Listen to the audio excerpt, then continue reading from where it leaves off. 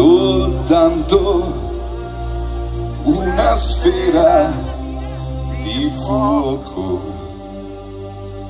più grande del sole e più vasta del mondo. Nemmeno un grido risuonerà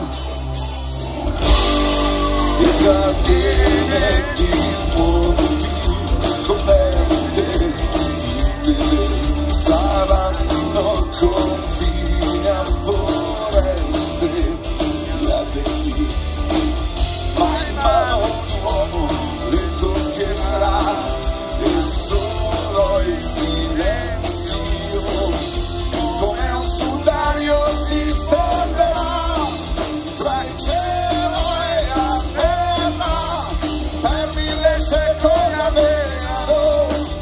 Ma noi non ci saremo,